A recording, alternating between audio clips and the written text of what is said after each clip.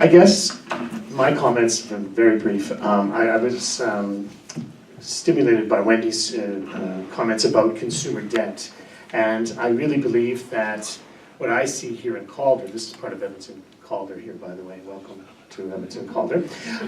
What I notice is that people are living on borrowed time. They are not earning a wage that can pay for their household expenses, and so they are picking up bits and pieces of debt along the way, from credit cards to paying their mortgage, getting lines of credit, and so forth. And so eventually that can't be sustainable. And so I'm looking for ways by which we can approach the budget to make people's lives more affordable in an equitable, just sort of way, and break that cycle of debt. And so what I just wanted to put out there, people can talk about this now, but I mean, I think that utility costs, those monthly bills that are coming into people's houses, are starting to get unaffordable, again, with rising natural gas prices even today, and electricity.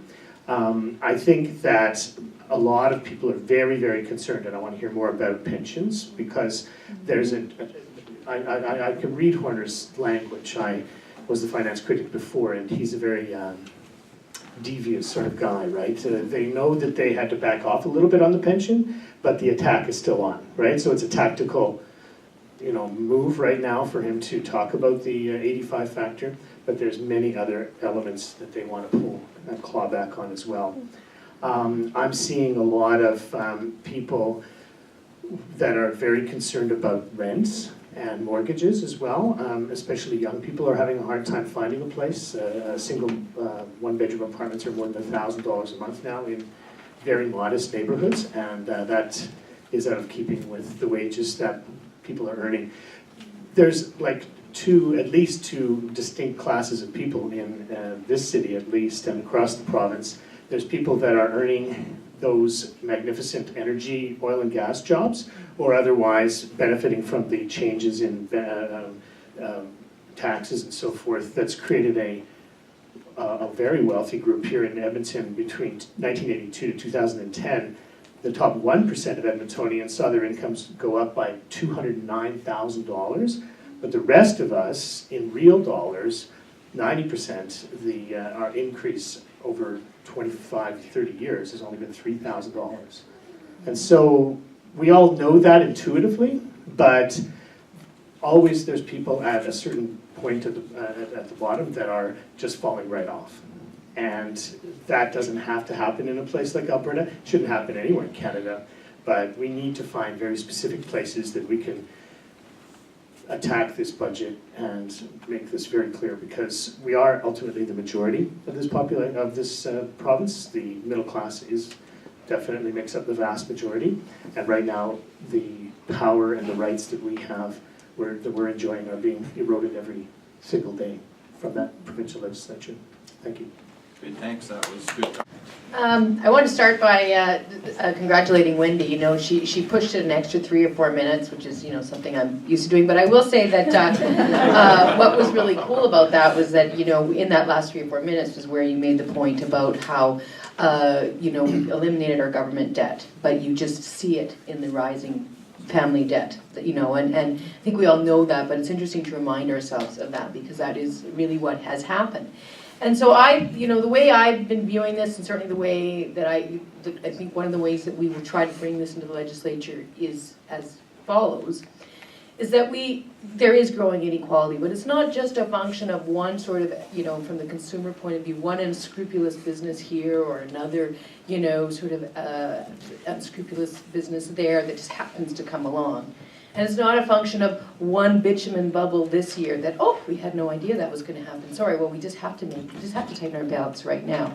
The fact of the matter is I think all three of our panelists have outlined very clearly, is that there is a number of choices being made every day by this government.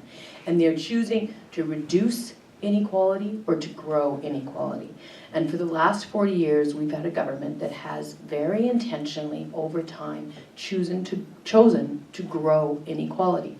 And so that is reflected in the consumer sector, that's reflected in the health sector, and that's reflected in the overall economic situation that we're dealing with. What's most emergent, or sort of most at top of mind for me with my critic areas where I see that happening is in post-secondary. It wasn't just that we accidentally had not enough money, so we had to take $150 million out of post-secondary. That was part of a very well thought out, targeted plan to commercialize our university system, to make it a money-making proposition for a small group of Albertans and international interests, and to generally exclude a growing number of Albertans from the benefits of that university system.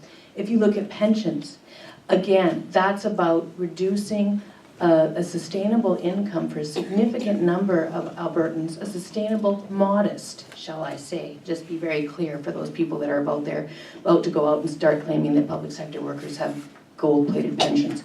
Very modest, but enough to keep them secure in their retirement. It's about getting rid of those, chipping away at that money, and what happens then is in those communities that those seniors live, they're not going to the restaurant, they're not going to their local store. Local community, local businesses suffer because this part of the middle class is being attacked, and the inequality grows. And the same thing with long-term care. I had a friend who's a New Democrat, actually, a member actually of the party, tell me how part of her retirement plan is about buying long-term care insurance, because she fully believes that she will not be able to afford her care after a certain age. So she's going to start buying insurance that. And that, again, is about growing the inequality. So regardless of where we do it, that's what they're doing. And I think probably the single biggest attack on equality by this Redford government has been Bills 46 and 45, which were clear attacks on the labor movement. And this will be the last point I make.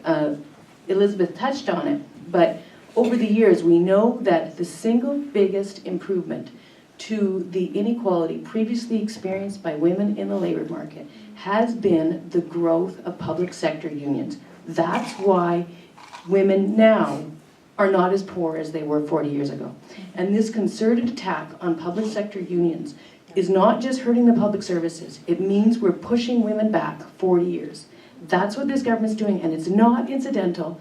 It's not as a result of some unpredictable thing that happened this year. It's part of a very clear decision that is made year after year after year to grow inequality for the benefit of a very small select group of elite Albertans. So, it is that context from which we will be advocating on your behalf when the budget is introduced and the legislature resumes. Is up next, so please go ahead. Thanks, Brian, and I want to thank our panelists for their engaging speeches. The themes that I heard, or the theme that's concurrent throughout the three of these, is definitely the role of government. And honestly, this fits in with why I decided to get involved in politics and why I ran, because I look at the potential that we have within our province, and I look at the direction that this Conservative government has taken the province and is taking us, and it's taking us in the wrong direction. And so when we look at whether it's spending or policy decisions, we have to keep in mind that these are all choices. These are all decisions. You know, when we're fed this rhetoric of there isn't enough money for education or smaller class sizes or seniors care facilities or a drug program, that isn't true. There are dollars. No, there isn't a never-ending supply, but it's about how the dollars are spent and the priorities that are made. I was at an education roundtable with Edmonton Public, and at the end of it, we were doing the sticky note thing. I put a big dollar sign on mine in green and walked over to a Conservative MLA and said, "Take this back to your minister." You know, because basically getting to the root of it of how do we improve the quality of education in our classrooms. You know, it does boil down to, if we're looking at one-on-one time, if we're looking at lower class sizes, we're looking at having supports, it comes down to funding in dollars. And he said, well, where are we going to get the money from? And I said, well, you've got $1.5 billion going to carbon capture and storage, which is an unfounded technology that should not be using the public purse to fund. We should be investing. So going back to your themes, I mean, talking about the role of government in redistributing wealth, in providing that oversight, providing that consumer protection, providing infrastructure that we all depend on, which when we go back and talk about progressive taxes, let's keep in mind, folks, that you know, businesses that have done very, very well, and some of the wealthiest Albertans and Canadians have been able to do so because there is an infrastructure in this country that allows them to do that. But we all pay for that infrastructure. And so therefore, those that make top dollars should also be contributing back more than, or proportionally, what they make to what they've invested. And so again, I like Ricardo, how I think it was you that framed it as the role of government as the great equalizer. And the fact is, in this province, the government has not been stepping up, has not been fulfilling its role as government. And you know, the last couple of comments here, Brian. So again, I liked the comment of the middle class being turned on itself, and I do really think that that's happening in all levels. And you know, I've been attending some of the. I was up in Fort McMurray having this discussion with folks up there, and you know, we talked about the fact that you've got middle class earners attacking each other. You've got people who are anti-union saying, well, why are they earning more than I should? Wanting to bring, you know, the union folks down, as opposed to the purpose is it brings everyone up, right? A high tide raises all boats, which is what we should all be striving for. But for me, what's interesting is I think people have forgotten how much power they have. The government should fear people, not the other way around. And this government is so not just complacent, but arrogant, and has a sense of entitlement that they think they can do whatever they want and people will just roll over. Well, when people wake up and realize that they have the power and can completely change the face of this government, we will have a much different looking province and different looking government. And so again, thank you all for coming tonight. I'm looking forward to the Q&A to follow. Well, I'd like to thank the panelists as well. That was 3 excellent presentations. I know that panel members have lots more that they want to say, and we hope that there'll be an opportunity in the question period for that to happen. I just wanted to pick up on the theme of inequality, and it seems to be something that is embedded in the government's psychology. In other words, we've seen all kinds of examples of you know, lavish spending when the Premier travels, and all kinds of trips. We've seen massive payouts for people, golden handshakes, large bonuses built into the structure, expenses that are out of control, and what it all has meant is that there's a tremendous culture of entitlement in the government. So in other words, they expect the best for themselves. They like 5-star hotels, and nothing is spared. But for the rest of us, it's belt tightening all the time, year after year, whether or not there's a strong economic reason for it or not. And certainly we need to remember that even though we had a recessionary budget a year ago, in fact the economy was still growing, and it was a kind of a budget that was just sort of out of time, that it didn't fit the time that we were in. That at the same time as people's wages are rising generally in the private sector, the government is looking to reduce wages in the public sector. And I don't mean to overgeneralize about private sector wages, because many private sector wages are not increasing, but in significant sections they are. So I think the inequality and that sort of hypocrisy between what's good for them and what's good for us is played out in a number of areas, and one of them is in the taxation system. And Ricardo's touched on the flat tax, which costs us about $2 billion a year in revenue. If it weren't for that, we would not be in the deficit position that we're in. They've also cut corporate taxes on the profits of profitable corporations. If you don't make a profit, you don't pay this tax. They've cut that from 15.5% now down to 10%, and their objective is to take it down to 8%. So that also has cost the province billions of dollars in revenue, leaving us overly dependent on volatile royalty revenue. So we now spend about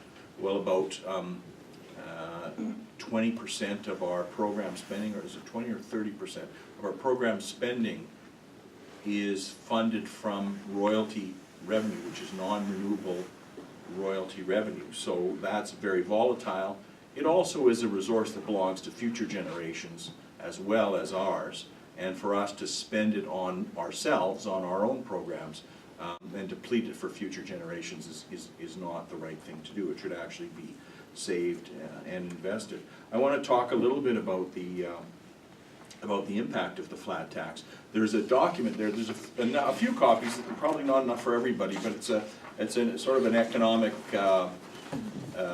policy paper that we prepared in anticipation of this tour, and it has some very interesting information in it. So, for example, the flat tax actually increases the tax burden on middle-class people. And actually, we pay more in taxes than they do in other provinces. So, for example, someone with an income of $70,000 will pay $1,434 more than they would in British Columbia, and they'll pay $919 more than they would in Ontario. But if your income is $1 million a year, you will pay $41,095 less in taxes than you would in British Columbia, and $75,157 less than you would in Ontario. So you can see the impact that that has. First, we lose so much revenue by not taxing people who have more, but at the same time, we increase the burden on middle-class people. We see the contrast as well with government programs. They cut programs for persons with disabilities, they cut programs for women, they cut housing programs, they don't fund their anti-poverty programs, there's not reliable funding for our schools, they're privatizing healthcare and so on. On the other hand, they have plans to commercialize the post-secondary system in our province so that it can be used and tied more closely to the needs of industry, and that represents a subsidy. There are large drilling subsidies in the oil and gas industry. Darren's already mentioned carbon capture and storage, and the list goes on of programs that are essentially subsidies for the corporate sector, for wealthy Albertans, at the same time as they're cutting the programs that we depend on. And again, we've seen it in terms of the wages and the pensions. The attack at the same time as incomes for the various highest income people are continuing to rise very significantly. They are legislating or attempting to legislate deals that will essentially reduce the standard of living of people who work in the public sector. So it really is a contrast in my view. It's not accidental. We've talked a little bit about the role of government in trying to equalize things. It seems like they've just turned it into reverse. And they're using government as a way to enrich wealthy Albertans who support the government at the expense of the rest of us. So those are my comments, and I also got mine in just 5 minutes. So good for me. All right.